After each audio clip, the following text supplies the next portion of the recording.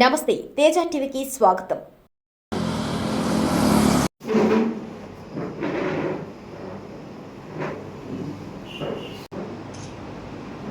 పట్టణ పత్రికా మిత్రులందరికీ నమస్కారం. నిన్నటి దినమున మన నాగేశ్వరి ఫంక్షన్ హాల్లో కాపు బలిజ సోదరుల ఆత్మీయ సమావేశం జరిగింది. ఈ ఆత్మీయ సమావేశంలో ఇంచుమించుగా నిన్న 150 మంది కాపు సోదరులు పిలిచి పిలవక తలికే ముందుగా వాళ్ళు రావడానికి వచ్చినందుకు వాళ్ళందరికీ పేరు పేరున ధన్యవాదాలు. నిన్న జరిగిన సభ యొక్క ముఖ్య ఉద్దేశం అధ్యక్ష స్థానంలో ఉంటూ తోటకిష్టయ్య అనే వ్యక్తి చేసినటువంటి అనైతిక చర్యలు, అసాంఘిక చర్యలు, అరాచకాలు అన్నీ కూడా తేటతెల్లమయ్యేటట్టు నిన్న వక్తలందరూ కూడా ప్రసంగించారు. నిన్న నేను ఎక్స్ప్లెయిన్ చేసిన ఇష్యూ కూడా ఏంటంటే, నేను సంఘంలో జనరల్ సెక్రటరీగా ఉన్నాను. జనరల్ సెక్రటరీగా ఉంటే ఏంటంటే నా బాధ్యతలు నాకు హ్యాండ్ ఓవర్ చేయలేదు, దానివల్ల నా విధులు నేను నిర్వర్తించలేకపోయాను అని నా ఆవేదన నేను చెప్పాను. దానికి ఆయన కౌంటర్ బ్లాస్ట్గా ఈరోజు అన్ని వాట్సాప్ గ్రూపుల్లో ఆయన వ్యక్తిగత ఫోన్ నెంబర్ నుంచి ఒక మెసేజ్ పెట్టడం జరిగింది. ఆ మెసేజ్ ఏం పెట్టాడు, మీరందరికీ మిత్రులందరికీ కూడా చదివే ఉంటారన్నమాట. 2021లో కాపు సంఘం రిజిస్టర్ అయింది, 2023లో దాని టెన్యూర్ అయిపోయింది. దాన్ని నేను ఆయనంట అంటే కాపు సంఘం రిజిస్టర్ అయింది, కాపు సంఘం టెన్యూర్ అయిపోయింది, దానికి కర్త కర్మ అమ్మ అబ్బా అన్నీ నువ్వేనా? అసలు నువ్వేం మాట్లాడుతున్నావు అర్థమవుతుంది కిష్టయ్య. నీకు వయసు ఉంది, చెట్టుకు కూడా వయసు ఉంటుంది, బుద్ధి ఉండాల. బుద్ధి జ్ఞానం లేని వ్యక్తి నువ్వు ఎక్కడి నుంచి వచ్చావో నీ స్థాయి ఏందనేది మర్చిపోవద్దు. నీ చరిత్ర తెలుసు, నీ గత చరిత్ర తెలుసు, నీ ప్రస్తుత చరిత్ర తెలుసు. నీ తప్పుల్ని ఎండగట్టాలి, ఖచ్చితంగా ఎండగడతాం. నువ్వు ఎవరెవరి ఫోన్పే నెంబర్ నుంచి ఎంతెంత డబ్బులు తీసుకున్నావు ప్రతి ఒక్కరి దగ్గర నుంచి కూడా విషయం సేకరిస్తున్నావు. నెంబర్ 1, నేను మళ్ళీ ఏంటంటే డైవర్ట్ అవుతాను. సో నువ్వు దశల వారీగా ఏంటంటే ఈ దండకాన్ని మొదలుపెట్టావు. నువ్వు వచ్చిన పర్పస్సే దేనికి వచ్చావు? సంఘాన్ని అడ్డు పెట్టుకొని సంపాదనకు వచ్చావు. ఏ రోజైనా సరే కాపు భవనానికి కావచ్చు, కాపు పేద బిడ్డలకు కావచ్చు, సంఘంలో ఉన్నటువంటి ఇంకే ఇతర సమస్య మీదైనా కానీ స్పందించిన చరిత్ర దాఖలా నీకుందా అని అడుగుతున్నాను. లేదు, కాపు సంఘం తరపున సేవా కార్యక్రమాలు నిర్వహించిన చరిత్ర నీకుందా అని అడుగుతున్నాను. వెంకటగిరి అమ్మవారికి చాలా ప్రసిద్ధి. వెంకటగిరి పోలేరమ్మ గుడి దగ్గరికి వచ్చి కాపు సంఘం పెట్టి నా సొంత డబ్బులు ఒక 10,000 రూపాయలు, 10 రూపాయలు, ₹1,00,000 ఖర్చు అని చెప్పి నువ్వు అమ్మవారి సాక్షి చేయగలుగుతావా అని అడుగుతున్నాను. ప్రతి ఒక్కరిని బలి పశువులు చేసి నీ సంపాదనకి, నీ వ్యసనాలకి, నీ విలాసాలకి కాపు సంఘాన్ని ఏంటంటే అమ్మేసావు. ప్రతి వ్యక్తి దగ్గర, ప్రతి రాజకీయ నాయకుడి దగ్గర, ప్రతి రాజకీయ పార్టీల దగ్గర, ప్రతి రాజకీయ నాయకుడి దగ్గర ఉండే తొత్తుల దగ్గర కూడా నువ్వు వెళ్ళి డబ్బులు తెచ్చుకున్నావు. అమ్మవారి నగ అని చెప్పి ఇతర అన్ని కులస్తుల దగ్గర డబ్బులు తెచ్చుకున్నావు. అది ఎవరి దగ్గర తెచ్చావు అనే వాళ్ళు డైరెక్ట్గా మాకే ఏంటంటే విట్నెస్ చేసి చెప్పారు. అలాగే ఏంటంటే సంఘం కార్యక్రమానికి జోలి పట్టుకొని ఇతర కులస్తులందరి దగ్గర డబ్బులు తీసుకొచ్చావు. అది ఎవరి దగ్గర తెచ్చావు అనేది కూడా ప్రతిదీ కూడా అన్ని సేకరిస్తున్నాం, తొందరపడద్దు. ఇక నాపై ఆయన వ్యక్తిగత విమర్శ చేశాడు. నేను ప్రస్తుతం న్యాయవాది వృత్తిలో ఉంటున్నాను, మీ అందరికీ తెలుసు. కవచ అనే ఒక చారిటబుల్ ట్రస్ట్ని ఏర్పాటు చేసి ఇంచుమించుగా వెంకటగిరిలో 500 పైచిలుకు కార్యక్రమాలు నా సొంత ఖర్చుతో, నా సొంత వ్యయంతో చేసినటువంటి వ్యక్తిని. రాజకీయ పార్టీలకు అతీతంగా, కులమత వర్గ వర్ణాలకు అతీతంగా చేసిన వ్యక్తి ఎవరైనా ఉన్నారంటే అది నేను గర్వంగా చెప్పుకోవట్లేదు కానీ సవినయంగా చెప్పుకుంటున్నాను. అటువంటి నా పైన ఎదురుదాడిగా గుండు మనోజ్ కుమార్ రౌడీ షీటర్ అయినందువలన ఆయన్ని నేను తొలగించాను అన్నావు. నీ పాయింట్కే వస్తున్నాను. మిత్రులందరికీ చెప్తున్నాను, వెంకటగిరిలో ఉండే ప్రతి ఒక్కరికి చెప్తున్నాను, నా మీద రౌడీ షీట్ ఎగ్జిస్టెన్స్లో ఉన్నట్టు, మనుగడలో ఉన్నట్టు కానీ ప్రూవ్ చేస్తే ఎవరైనా సరే నా న్యాయవాది వృత్తిని వదిలేస్తాను. ఇది ఓపెన్ ఛాలెంజ్. నువ్వు మాట్లాడిన ప్రతి మాటకి అంటే నీ మెసేజ్ ఉంది కదా, నువ్వు ఏ మెసేజ్ అయితే పెట్టావో ఆ మెసేజ్కి నువ్వు 100కి 200% మూల్యం చెల్లిస్తావు. మూల్యం చెల్లించే బాధ్యత ఇక్కడ ఉన్నటువంటి కాపు సంఘం కాదు, వెంకటగిరిలో ఉన్నటువంటి కాపు నేతలు, కాపు సంఘం మొత్తం కూడా ఏంటంటే దానికి నువ్వు మూల్యం చెల్లించేదానికి నీకు టైం దగ్గరకు వచ్చింది. నిజంగా నీ పాయింట్ ఆఫ్ వ్యూలోకి వెళ్తాం కిష్టయ్య. సంఘం రిజిస్టర్ చేసే రోజు నీ గుండు మనోజ్ కుమార్ ఎవరో తెలియదా? చిత్తూరు ఆనంద్ బాబు అనే వ్యక్తి నీ మీద వెంకటగిరి కోర్టులో చెక్కులేసి నువ్వు చెక్కు కేసులో ముద్దాయిగా తిరిగేటప్పుడు మా నాన్న గుండు సుబ్బారావు గారి దగ్గరికి వచ్చి ఆయన కాళ్ళ దగ్గరికి వచ్చి నువ్వు అడుక్కొని ఇదే ఆనంద్ బాబుతో రాజీ చేయించుకున్నావు మా ఇంటి దగ్గర మధ్యస్థం చేసుకొని ఆ రోజు నీకు గుండు సుబ్బారావు గారు తెలీదా, గుండు సుబ్బారావు గారి కొడుకులు తెలీదా? సిగ్గుండాలా మాట్లాడేదానికి, బుద్ధుండాలా, కామన్ సెన్స్ ఉండాలా. మనిషి కిందాకే చెప్పాను, చెట్టుకు కూడా వయసు వస్తుంది, సంస్కారం ఉండాలి. సంస్కారం లేని జన్మ ఏదంటే నీదే అని చెప్పాలా. నిన్ను ఆ రోజు నుంచి ఈ రోజు దాకా గౌరవంగా బాబాయ్ అనే పిలిచాను. నేను అబ్బాయి స్థానంలోనే ఉన్నాను. ఆ విలువ నువ్వు కాపాడుకోలేకపోయావు. నీకు ఏదైనా ఉంటే డేర్గా ఏంటంటే నేనేం తప్పు చేశానని చెప్పి నువ్వు డైరెక్ట్గా రా, వచ్చి కూర్చో, అయ్యా సంఘంలో నేనేం తప్పు చేస్తున్నాను అని చెప్పు.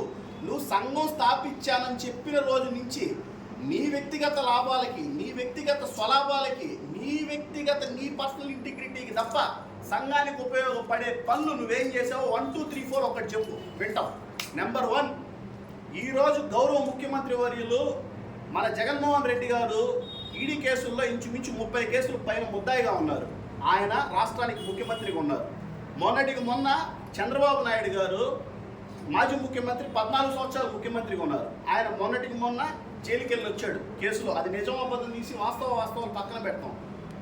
మన స్థానిక ఎమ్మెల్యేల మీద, స్థానిక మంత్రుల మీద, మహానాయకుల మీద, దేశ నాయకుల మీద రౌడీ షీట్లు అనేటివి ఎందుకు ఓపెన్ చేస్తారో తెలుసా నీకు? తెలుసుకో. రౌడీ షీట్లు అంటే చిల్లరేషాలు వేయటము లేకపోతే చిల్లర చేష్టలు చేసే వాళ్ళ మీద చేసేది ఒక ఎత్తు. ఉన్నత స్థాయిలో ఉన్న వ్యక్తుల మీద రాజకీయ కక్షల వల్ల, పర్సనల్ గ్లెడ్జెస్ వల్ల, ఆఫీసర్లు సరిలేనప్పుడు, కొన్ని వ్యక్తిగత కారణాల వల్ల ఎటువంటి తప్పు లేకపోయినా మంచి వ్యక్తుల మీద కూడా రౌడీ షీట్లు అనేవి ఓపెన్ అవుతాయి. ఇదే వెంకటగిరి కోర్టులో గతంలో ఉన్నటువంటి న్యాయవాదుల మీద రౌడీ షీట్లు ఉన్నాయి. అవి క్లోజ్ అయ్యే కాలగర్భంలో కలిసిపోయాయి. ఈరోజు స్థానిక సిట్టింగ్ ఎమ్మెల్యేలు, మన ఏపీ తెలంగాణలో ఉన్నటువంటి ఎమ్మెల్యేల మీద, మంత్రుల మీద కూడా ఏంటంటే రౌడీ షీట్లు ఉన్నాయి. రౌడీ షీట్ అంటే నీకు తెలుసో లేదో కిష్టయ్య, ఒక్కసారి నువ్వు కనుక్కో, దాని గురించి చెప్తారు. పోలీస్ మాన్యువల్లో రౌడీ షీట్ అనేది ఉంటుంది, కానీ చట్ట ప్రకారం ఎక్కడా కూడా రౌడీ షీట్ అనేది ఏ శాసనంలోనో ఏ ఆర్టికల్లోనో కాన్స్టిట్యూషన్ ప్రకారం ఎక్కడా కూడా లేదు. అయినప్పటికీ నా మీద నువ్వు వ్యక్తిగతంగా షీట్ ఉంది అని చెప్పి అభియోగం మోపావు. నువ్వు నా మీద షీట్ ఉంది అని ప్రూవ్ చేస్తే నేను ప్రాక్టీస్ వదిలేస్తాను. లేకపోతే నువ్వేం చేస్తావో బేషరతుగా క్షమాపణ చెప్తావా, లేకపోతే నువ్వు ఏ పనిష్మెంట్ తీసుకుంటావో నీ విజ్ఞతకు వదిలేస్తున్నాను. అట్లని వదిలేస్తున్నాను అనుకోవద్దు. ఖచ్చితంగా చట్టం తన పని తాను చేసుకొని పోతుంది.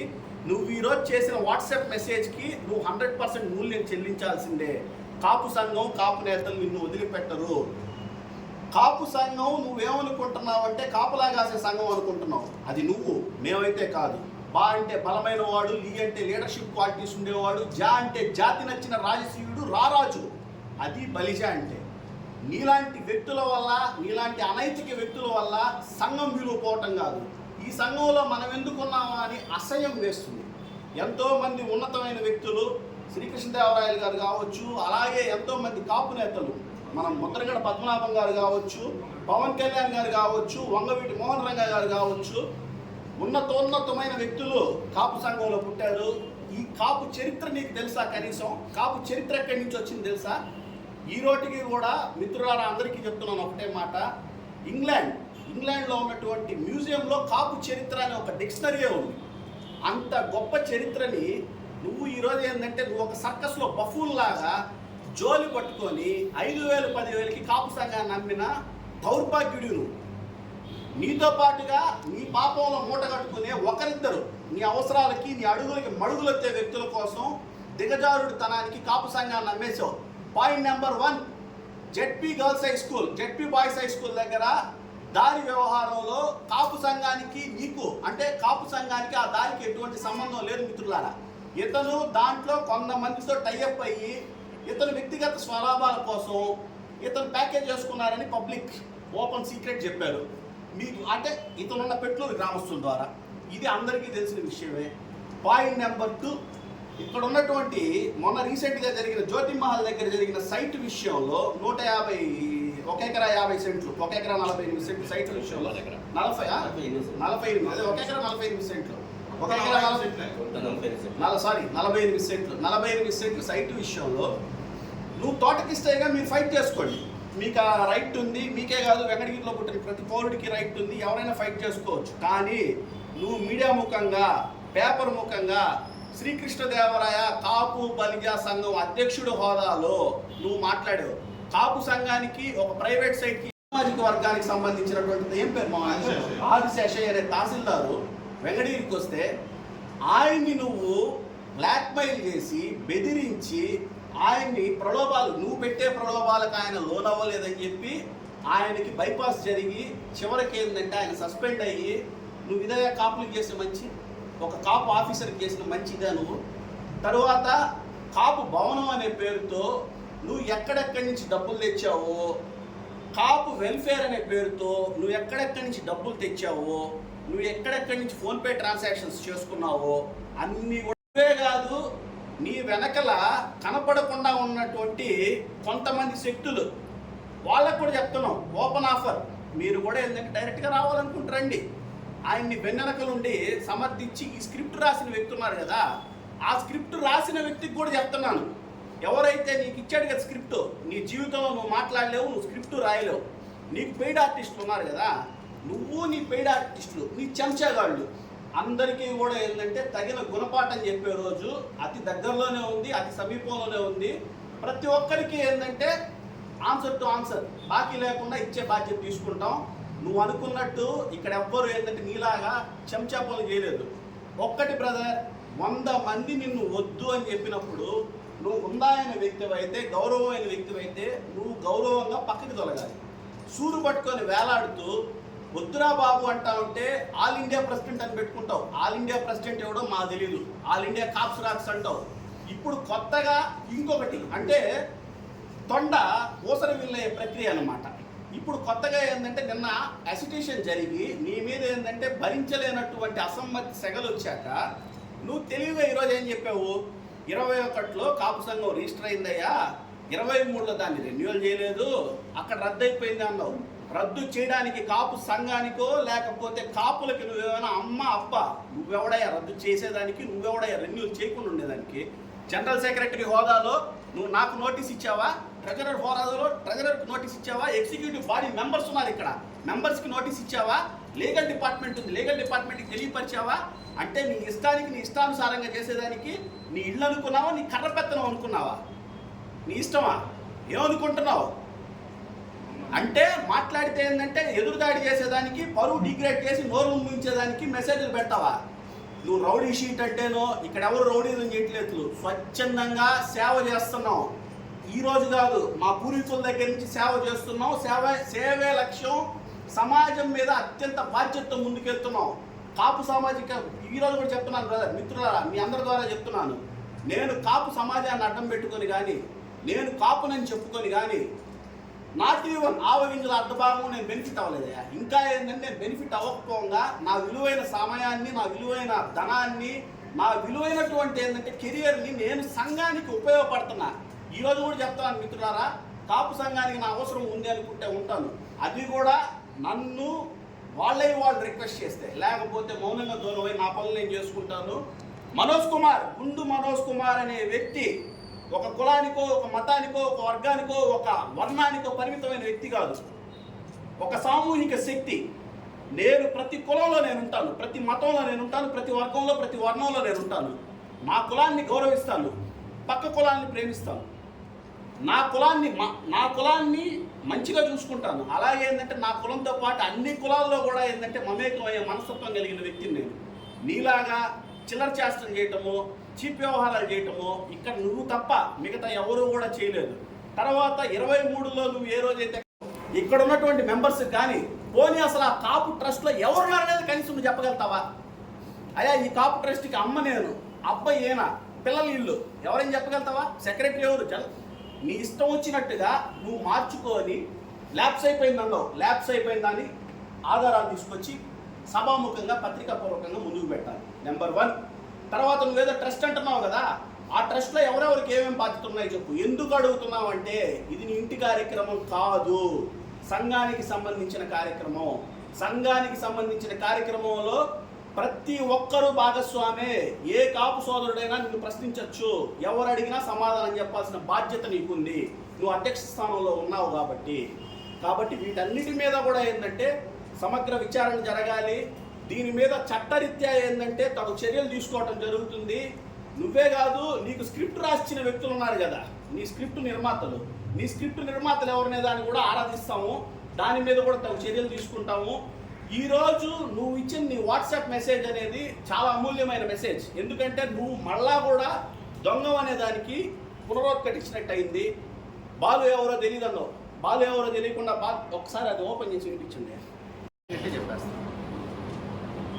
కాబట్టి మిత్రులారా, తప్పెవరు చేశారు, ఎవరు కరెక్ట్గా ఉన్నారనేది ఈ పార్టీకి తేటతెల్లం ఉంటుంది. ఈ వార్త చూసిన ప్రతి ఒక్కరికి ఏంటంటే ఆయన ఏంది, ఆయన క్యారెక్టర్ ఏందనేది అసాసినేట్ చేసేదానికి పబ్లిక్ విజ్ఞప్తికి వదిలేస్తున్నాం.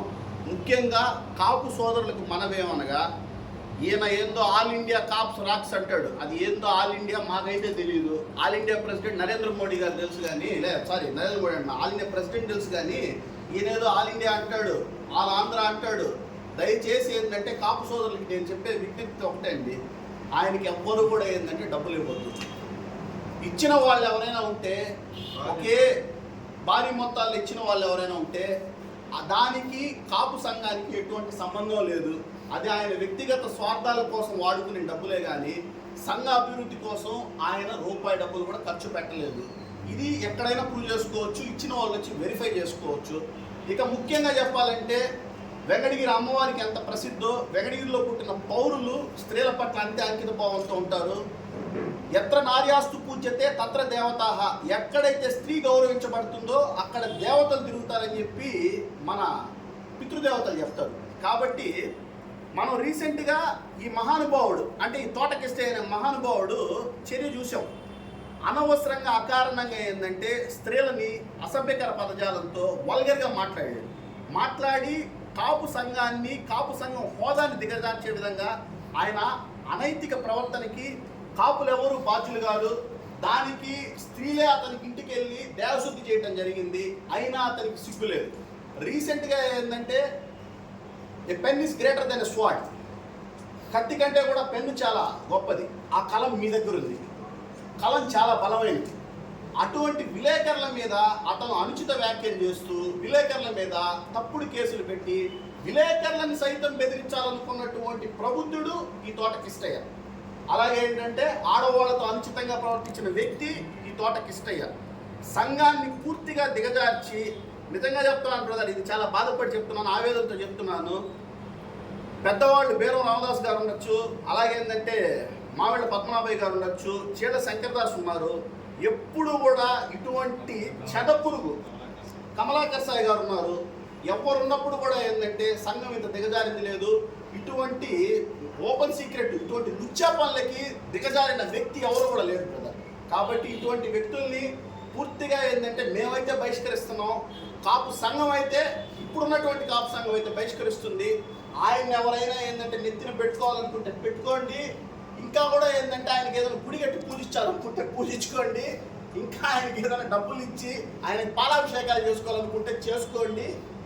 ఇంకెక్కువ మాట్లాడితే బాగుండదు బ్రదర్. కాబట్టి ఫైనల్గా చెప్తున్నాం, ఆ మెసేజ్ ఏదైతే ఆయన పెట్టాడో ఆ మెసేజ్ మీద చట్టరీత్యా ఏంటంటే కాపు సంఘం అందరం పోరాడతామని ముక్తకంఠంతో చెప్తూ, కాపు సోదరులు అందరూ కూడా ఏంటంటే దీన్ని తీవ్రంగా ఖండించాలని పరిగణిస్తూ, ఒక్కసారి మా యొక్క వ్యతిరేకతని మేమందరం కూడా ఇట్లా పైకి చూపించి ఆయన మీద వ్యతిరేకతని తెలియజేస్తున్నాం.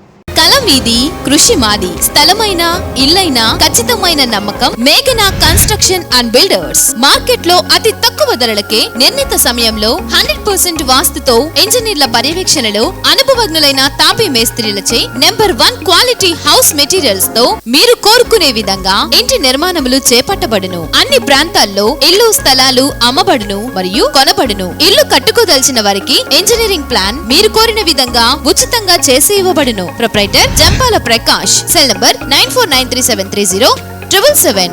ఇట్లు మేఘనా కన్సల్టెన్సీ.